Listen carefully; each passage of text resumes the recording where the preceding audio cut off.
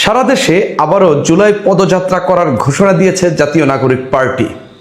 তবে এখানে সবচেয়ে ইন্টারেস্টিং বিষয় হলো এবার তারা গোপালগঞ্জ যাবে না বলে ঘোষণা দিয়েছে। কেন তারা গোপালগঞ্জ যাবে না আমি সেটা নিয়েই কথা বলবো। আপনারা অনেকেই খুব সহজে বলে দেবেন গতবার যে ঝামেলাটা হয়েছে শুধুমাত্র সেই ঝামেলা এড়ানোর কারণেই গোপালগঞ্জ যাচ্ছে না এনসিপি। শুধু তাই নয়, এর বাইরে আরো অনেক কারণ রয়েছে যেসব কারণে এনসিপি গোপালগঞ্জ যাচ্ছে না বা যাওয়ার সেই সক্ষমতা তাদের দল হিসাবে তৈরি হয়নি। আমি সেসব নিয়েই কথা বলবো। আগে বলি গত বছর কি হয়েছে। দেখেন, এনসিপি প্রতিষ্ঠা হয় 2025 সালের 28 ফেব্রুয়ারি, অর্থাৎ ফেব্রুয়ারির একেবারে শেষ দিন। মানুষ এনসিপি নিয়ে এক ধরনের আকৃষ্টতা মানুষের মধ্যে ছিল, উৎসাহ ছিল মানুষের মধ্যে। আওয়ামী লীগ বিএনপির বাইরে একটা অল্টারনেটিভ রাজনৈতিক দলকে বাংলাদেশের মানুষ গ্রহণ করার জন্য দীর্ঘদিন ধরে অপেক্ষা করছে। জামাতকে সেই অর্থে মানুষ অনেকদিন ধরে রাজনীতি করলেও মানুষ গ্রহণ করেনি। তৃতীয় একটি রাজনৈতিক শক্তির অপেক্ষায় বাংলাদেশের মানুষ ছিল, যেটা আওয়ামী লীগ এবং বিএনপির বাইরে এবং যেটা মধ্যমপন্থী রাজনীতি করবে, যেটা সব দল মত নির্বিশেষে সব মানুষের জায়গা হয়ে দাঁড়াবে, এরকম একটা রাজনৈতিক স্পেস বাংলাদেশে সবসময় ছিল, এখনো আছে। তো এনসিপি গঠিত হওয়ার পর অনেকেই ভেবেছিল এটাই সেই রাজনৈতিক দল হতে যাচ্ছে। সেই মোতাবেকই এনসিপি আগাচ্ছিল, কিন্তু এনসিপি এখন পর্যন্ত তাদের দলীয় আদর্শ তৈরি করতে পারেনি বা সেই ভিত্তিটা তৈরি করতে পারেনি। এনসিপি 2025 সালের জুলাইয়ে পদযাত্রা শুরু করলো। আপনি যদি তাদের প্রথম 14 দিনের পদযাত্রাটা দেখেন, খুব ইন্টারেস্টিং এবং মানুষের যে সম্পৃক্ততা সেটাও দেখা যাচ্ছিল। এনসিপির নেতারা বিভিন্ন স্থানে গিয়ে তারা পানিতে পুকুরে ঝাঁপিয়ে পড়ছে, মানুষের সঙ্গে মিশে যাচ্ছে, একসঙ্গে বসে কলা খাচ্ছে, চা খাচ্ছে, নানান কিছু করছেন। এগুলোর ভিডিও ছড়িয়ে পড়ছে এবং মানুষ খুব পজিটিভলি এগুলো দেখছে। এবং আমি সে সময় রাজনীতিটা বা এনসিপির রাজনীতিটা বিশেষ করে খুব ভালোভাবে অবজার্ভ করছিলাম যে আসলে এগুলোর ইম্প্যাক্ট কি পড়ছে, মানুষ এটা নিয়ে কি ধরনের আলোচনা করছে। দেখলাম প্রথম 14 দিন এনসিপির ওই পদযাত্রাকে নিয়ে মানুষের ব্যাপক সমর্থন ছিল, মানুষ আকৃষ্ট হচ্ছিল এবং এই যে তরুণ তরুণ ছেলেরা মানুষের সঙ্গে যে মিশে যাচ্ছিল এবং মানুষকে যে নতুন রাজনীতির স্বপ্নটা দেখাচ্ছিল সেটা নিয়ে ব্যাপক কথাবার্তা হচ্ছিল। এবং যেখানেই এক জেলা থেকে যখন পরের জেলায় যাচ্ছে সেখানেই মানুষ বাড়ছিল এবং এনসিপির নেতারাও খুব সুন্দর সুন্দর কথা বলছিল। হঠাৎ করে 14ই জুলাই তাদের কি জানি হয়েছে, 14 বা 15ই জুলাই, সম্ভবত তারা 16ই জুলাই বা 15ই জুলাই গোপালগঞ্জ যাওয়ার ঘোষণা দিল। এটা তাদের সূচিতে ছিল, তালিকায় ছিল, তারা ওই তারিখে গোপালগঞ্জ যাবে। সম্ভবত 16 বা 15ই জুলাই হবে, 16ই জুলাই, 15ই জুলাই। তো তাদের হঠাৎ করে কি জানি হলো, তারা সেখানে যাওয়ার আগে সারা দেশে করছে জুলাই পদযাত্রা। গোপালগঞ্জ যাওয়ার আগে বলল যে এটা মার্চ টু গোপালগঞ্জ, একটা আন্দোলনের মতো করে ঘোষণা চলে এলো। গোপালগঞ্জের মানুষ শঙ্কিত হলো, অনেকেই ফেসবুকে সামাজিক মাধ্যমে শোরগোল তুললো, এই বুঝি শেখ মুজিবুর রহমানের কবর ভাঙা হবে। গোপালগঞ্জের যেসব ঐতিহাসিক স্থাপনা বা বঙ্গবন্ধু শেখ মুজিবুর রহমানের যে বাড়িঘর আছে বা গোপালগঞ্জের মানুষ যে রাজনীতিটা বেশি মানুষ পছন্দ করে সেটা হয়তো গুড়িয়ে দেওয়া হবে, এরকম শোরগোল উঠলো। কেউ কেউ স্ট্যাটাসও দিল যে গোপালগঞ্জের এনসিপি নেতাদের কিছু হলে মুজিবের কবর থাকবে না, এরকম কথাবার্তা বলল। পাল্টা গোপালগঞ্জের মানুষও প্রতিরোধ করার ঘোষণা দিল। এই যে একটা কাহিনী ঘটলো, পরদিন আমরা দেখলাম স্থানীয় আওয়ামী লীগ, যুবলীগ, স্থানীয় মানুষ সবাই মিলে বিভিন্ন রাস্তায় ব্যারিকেড দিল। শেষ পর্যন্ত পুলিশি পাহারায় এনসিপির নেতারা তাদের সমাবেশ স্থলে গেলেন, সেখানে গিয়ে স্লোগান দিলেন মুজিববাদ মুর্দাবাদ। তারা বের হওয়ার সময় কিছু মানুষ তাদেরকে ঘিরে ধরলো। ঘিরে ধরার পর পুলিশ তাদেরকে রক্ষা বা আইন শৃঙ্খলা রক্ষাকারী বাহিনী তাদেরকে রক্ষা করতে গিয়ে গুলি চালায়। শেষ পর্যন্ত আমরা দেখেছি হাসনাত আব্দুল্লাহ, নাসিরউদ্দিন পাটোয়ারি, এনসিপির অন্যান্য নেতারা যারা বড় বড় স্লোগান দিচ্ছিলেন, সার্জিস আলম, তারা সেনাবাহিনীর এপিসিতে করে সেখান থেকে উদ্ধার হয়ে আসলেন। অনেকেই সেটাকে যে যুদ্ধের ময়দান থেকে বীরের পালিয়ে যাওয়ার মতো হিসেবে অনেকে সেই সময় বলা বলি করলেন। এই এনসিপির নেতাদেরকে রক্ষা করতে গিয়ে বা এনসিপির নেতাদেরকে যে ঘিরে ধরা হয়েছে, এখান থেকে তাদেরকে রক্ষা করতে 5 জনকে হত্যা করতে হয়েছে। 5 জনকে। সেনাবাহিনীর সেদিনের খরচ 7 কোটি টাকা। অর্থাৎ গোপালগঞ্জে সারা দেশে পদযাত্রা করে গোপালগঞ্জে যখন মার্চ টু গোপালগঞ্জ দিল, এনসিপির কারণে 5 জন মানুষের প্রাণ ঝরেছিল, সরকারের টাকা খরচ করতে হয়েছিল, এনসিপির নেতারা সেখানে মুখ লুকিয়ে পালিয়ে আসতে হয়েছিল। সেই গোপালগঞ্জে যেখানে এনসিপির পুরা জুলাই পদযাত্রা বিতর্কিত হয়ে পড়েছিল, এনসিপির রাজনীতি প্রশ্নের মুখে উঠেছিল, সেই গোপালগঞ্জে এনসিপি আবার যাওয়ার সাহস কি দেখাবে? আমি ভেবেছিলাম হয়তো যাবে, কিন্তু তারা ঘোষণা দিল তারা যাবে না। তারা এর বেশ কিছু কারণ হাজির করেছে। আমার কাছে প্রধান কারণ, গতবার তারা তাদের কারণে এই ঘটনা ঘটেছে শুধু তাই না, এর বাইরে কারণ হইল তাদের রাজনীতিটা তারা দাঁড়া করাতে পারে নাই। তারা জানে জামাত ছাড়া মাঠে এখন তাদের কোনো শক্তি নাই, তারা যাবে কি করে? অনেকেই বলছেন নেড়া বেলতলায় একবারই যায়।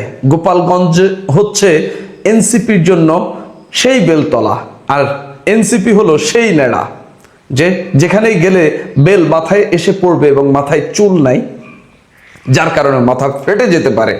মানুষ এগুলার সঙ্গে এনসিপিকে তুলনা করছে।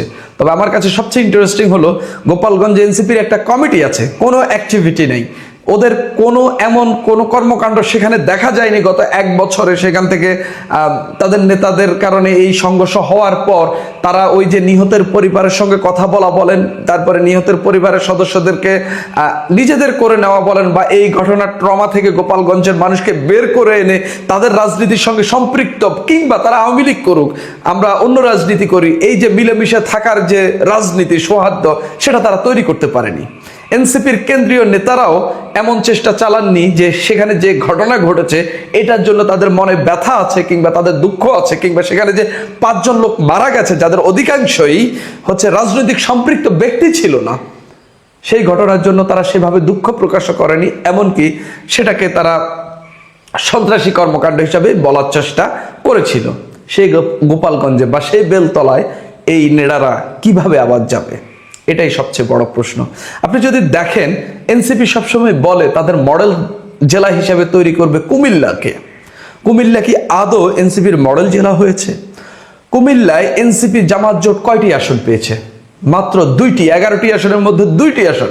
অনেকেই নির্বাচনের আগে আমাকে বলেছিলেন হাসনাত আব্দুল্লাহর চারিত্রিক ক্যারিশমা কারণে সেখানে অন্তত 5টি আসন এনসিপি বা জামাত জোট পাবে, কিন্তু আমরা দেখলাম পুরা চট্টগ্রাম বিভাগে এনসিপির রাজনীতির ভরাডুবি হয়েছে। সম্ভবত 4টা আসন পেয়েছে, নোয়াখালী 1টা, কুমিল্লায় 2টা, চট্টগ্রামে 1টা, আর কোনো আসনই পায়নি। এনসিপি জামাত জোট পুরা চট্টগ্রাম বিভাগে মাত্র 4টা আসন পেয়েছে। তো এনসিপির রাজনীতি দাঁড়ালো কোথায়, বা এনসিপির রাজনীতি এক্সপান্ড হইল কোথায়? সেখানে আপনি গোপালগঞ্জে গিয়ে রাজনীতি করবেন কি? আপনি যেই গোপালগঞ্জে গিয়ে আগে মুজিববাদ মুর্দাবাদ বলে এসেছেন, এবার গিয়ে আপনি বলবেন কি?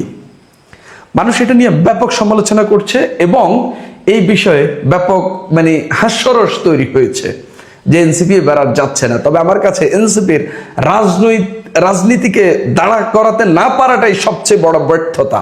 এবং এনসিপি যে পদযাত্রা করবে তাদের সম্পৃক্ততা কেমন হবে সেটা আপনারা নিশ্চিতভাবে দেখতে পারবেন। তারা গাজীপুর দিয়ে এই জুলাই পদযাত্রা শুরু করবে। আমার মনে হয় না গতবার তারা যে সাড়াটা পেয়েছে এবার সেই সাড়া পাবে, আমার মনে হয় না। এবং এনসিপির রাজনীতি জামাতের পকেটে ঢুকে গেছে, সেই পকেট থেকে বের না হওয়া আগ পর্যন্ত এনসিপির রাজনীতি নতুন করে নতুন মতাদর্শে দাঁড়ানোর কোনো সম্ভাবনাই দেখা যাচ্ছে না। গোপালগঞ্জের না যাওয়া নিয়ে এনসিপির একজন যুগ্ম আহ্বায়ক সারওয়াত তুষার বলছেন, এটি বাংলাদেশের বাইরের কোনো জেলা নয়, তাই গোপালগঞ্জ নিয়ে আমাদের দলীয় এজেন্ডা রয়েছে। গত 1 বছরে এনসিপির কোনো দলীয় এজেন্ডা সেখানে দেখা যায়নি। এমনকি বিএনপি সেখানে রাজনীতি করেছে, জামাত ইসলামী সেখানে রাজনীতি করেছে, এনসিপি পারেনি। এনসিপি সেখানে রাজনীতিটা করতে পারেনি। সেখানকার 3টা আসনই বিএনপি পেয়েছে। নিশ্চিতভাবে তাদের প্রার্থীরা সেই ভোটের পরিস্থিতিটা তৈরি করেছে। হয়তো আওয়ামী লীগের ভোট পায় নাই, কিন্তু তারা তো সেখানে জয়লাভ করেছে, কারোর সঙ্গে তো তাদের হানাহানি হয় নাই। নির্বাচন তো হয়েছে, নির্বাচনের ভোট কেন্দ্রে তো সে অর্থে হামলা হয়নি, তাই না? তারা তো সরকার, ইউনুস সরকার সেখানে নির্বাচন দিতে পেরেছে, নির্বাচন করেছে এবং নির্বাচন করে সেখানে বিএনপির 3 জন জয়লাভও করেছে। অর্থাৎ খুব বেশি সমস্যা হয়নি, কিন্তু এনসিপির রাজনীতিটা করতে সমস্যা কোথায়?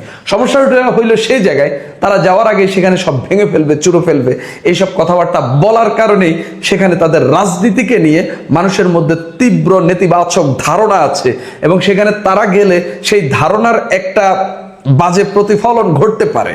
সেই জায়গা থেকে অনেকেই বলছেন এবার তাদের ইউনূস সরকার নেই, সেনাবাহিনী হয়তো তাদেরকে সেই প্রোটেকশন দেবে না, পুলিশ সেই প্রোটেকশন দেবে না, যার কারণে তারা মার খেয়ে আসতে পারে, যার কারণে তারা সেখানে যাচ্ছে না। তবে আমি মনে করি এনসিপি মূলত রাজনীতিটা দাঁড়া না করাতে পারার কারণে, তাদের দলকে সুসংগত করতে না পারার কারণে তাদেরকে এই সিদ্ধান্ত নিতে হয়েছে যে আমরা আসলে সেই অর্থে দল না যারা গোপালগঞ্জে গিয়ে এখন রাজনীতি করার মতো দল হয়েছি। আসলে এটাই চরম বাস্তবতা, গোপালগঞ্জে গিয়ে রাজনীতি করার মতো দল এখনো এনসিপি হয়ে ওঠেনি, বিদায় তারা গোপালগঞ্জ যাচ্ছে না। 6 জুলাই থেকে এনসিপি সারা দেশে 100টি উপজেলা এবং পৌরসভায় তারা জুলাই পদযাত্রা শুরু করছে, এবং সেই ঘটনাটা গত বছরের ধারাবাহিকতা তারা রক্ষা করতে চাইছে। গত বছরে জুলাই পদযাত্রা করেছিল তারা সরকারি পৃষ্ঠপোষকতায়। প্রফেসর ইউনূস সেখানে সরকারি অর্থ, সরকারি পাওয়ার, প্রতিপত্তি এগুলো ইনভেস্ট করেছিলেন তাদের পেছনে, এবং সেই ইনভেস্টমেন্টের মধ্য থেকে গোপালগঞ্জ কেলেঙ্কারির ঘটনাটা আমরা সবাই জানি। গোপালগঞ্জে কি চেহারা তৈরি করা হয়েছিল এবং সেটা যে ইচ্ছাকৃত করা হয়েছিল সেটাও আমরা একেবারে বাস্তবে চোখে দেখেছি। সেটা আবার জুলাই পদযাত্রা হচ্ছে, এবং গতকালকের ব্যাপার নিয়ে আমরা আলোচনাও করেছিলাম যে ঘোষণার 1 ঘন্টা পরে গোপালগঞ্জে তাদের যাত্রার কর্মসূচি তারা বাতিল করেছে। সাজদিস আলম নিজে ঘোষণা করেছেন গোপালগঞ্জের একটি পৌরসভাতেও তারা এই জুলাই পদযাত্রা করবেন। পরবর্তীতে 1 ঘন্টা পরেই তাদের সিদ্ধান্ত চেঞ্জ, তারা গোপালগঞ্জে যাবেন না। গোপালগঞ্জ জেলাতেই যাচ্ছেন না, সাথে আরও 5টা, মোট 6টা জেলাতে তারা যাচ্ছেন না। সেখানেই জেলাগুলোর নাম শোনার আগেই হয়তো কারো কারো কল্পনায় আসতে পারে সেই 6টা জেলাতেই তারা হয়তো যাচ্ছেন না যে 6টা জেলায় আওয়ামী লীগের আধিপত্য অনেক বেশি আছে। গোপালগঞ্জের মতো পরিস্থিতি যেন কোথাও না হয় সেই কারণেই তারা যাচ্ছেন না। গোপালগঞ্জে যাওয়ার সিদ্ধান্তটা তারা উইথড্র করলেন কেন? ব্যাপারটা কি এরকম যে সরকারের গ্রিন সিগন্যাল তারা পাননি, যে ইউনূস সরকার যে এরকম প্রোটেকশন দিয়েছিল সেই প্রোটেকশন বর্তমান সরকার দেবে না, রাষ্ট্রের কাঁড়ি কাঁড়ি অর্থ তাদের জন্য বিনিয়োগ করবে না, সেই ব্যাপারটা নিশ্চিত হওয়ার পরেই কি গোপালগঞ্জের কর্মসূচি তারা বাতিল করলেন? সাথে আর কোন 5 জেলা এবং কেন, স্পেসিফিকলি কেন? এই প্রশ্নের উত্তর বিভিন্ন আলোচনার মধ্যে যেগুলো আসছে সেগুলো তো আলোচনা করবই, সাথে এনসিপি কি বলছে, তাদের দল থেকে কি বলা হচ্ছে যে এই 6 জেলায় তারা যাচ্ছেন না কেন, সেগুলোও বলবো। সেই আলোচনা করে বোঝার চেষ্টা করি, চলুন একটু থাকবেন।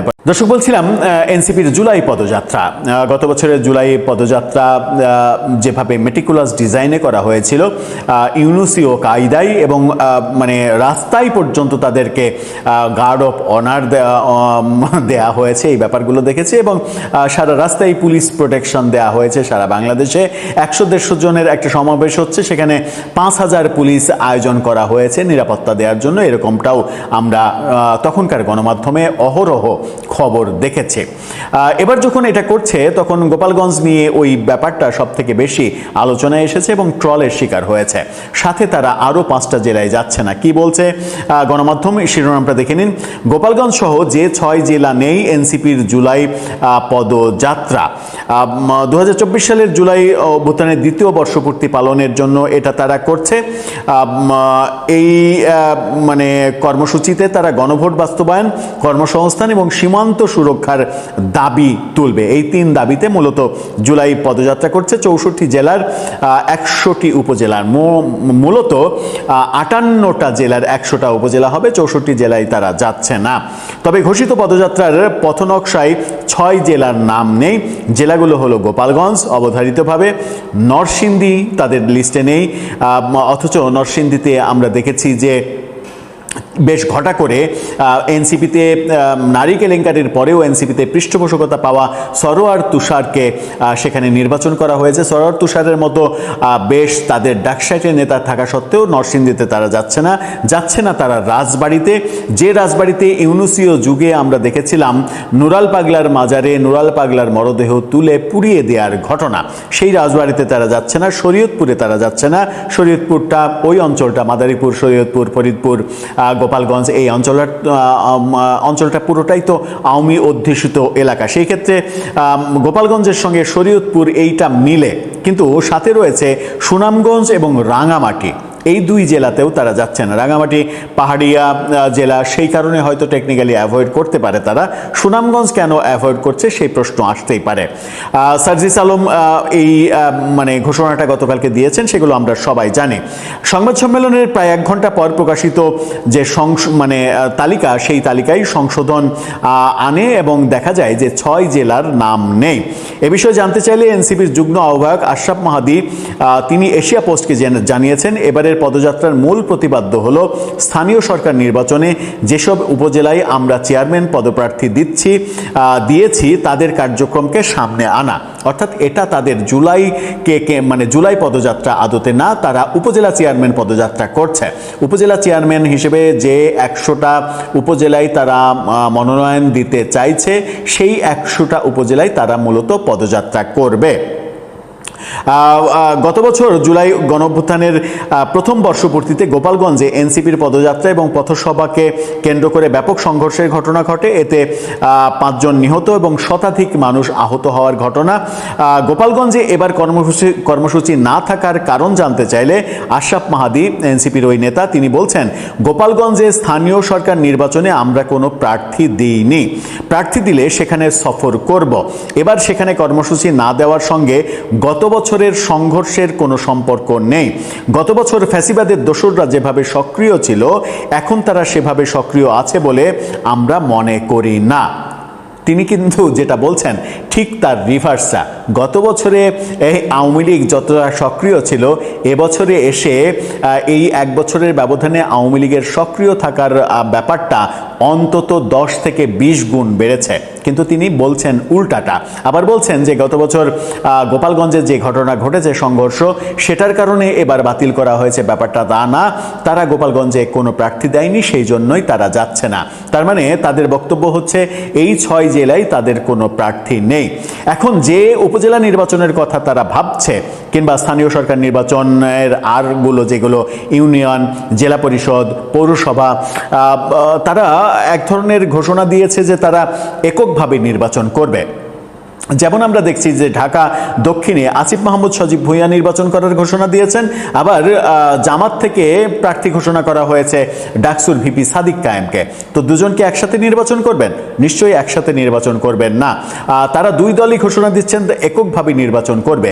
এককভাবে নির্বাচন করলে এনসিপি যে একটি উপজেলাতেও কিংবা একটি স্থানীয় সরকার নির্বাচনেও জিততে পারবে না, এটা মোটামুটি মোটা দাগে বলা যায়। 2-1টা ব্যতিক্রম হয়তো হতে পারে। সেই বাস্তবতা জানা সত্ত্বেও তারা জামাতের সঙ্গে জোট না করে এককভাবে নির্বাচন করবে, এটা বিশ্বাসযোগ্য নয়। সুতরাং তারা 100 উপজেলায় যে প্রার্থী দেওয়ার ঘোষণা দিচ্ছে, সেই 100 উপজেলায় প্রার্থী হয়তো তারা দিতে পারবে না। সেই প্রার্থী দেওয়ার সংখ্যা হয়তো 30-এ নেমে আসতে পারে, এরকমটা ঘটনা ঘটতে পারে। এবং শেষ পর্যন্ত জামাতের সঙ্গে জোট করেই তাদেরকে নির্বাচন করতে হবে, নতুবা একটা উপজেলাতেও জেতা তাদের পক্ষে সম্ভব হবে না। এখন তাদের বক্তব্য যে তারা উপজেলা কেন্দ্রিক এই সফরটা করছে, সেহেতু যেখানে যেখানে তাদের প্রার্থী নেই, সেখানে তারা জুলাই পদযাত্রা করছে না। দর্শক, আপনার কাছে ব্যাপারটা কতটা বিশ্বাসযোগ্য? গোপালগঞ্জের ব্যাপারটা যেভাবে তারা অ্যাভয়েড করছে এবং বলছে যে গতবারের সঙ্গে এটার কোনো সম্পর্ক নেই, সেটা আপনার কাছে গ্রহণযোগ্য নাকি অগ্রহণযোগ্য? আপনার মতামত জানিয়ে লিখতে পারেন আমাদের কমেন্ট বক্সে।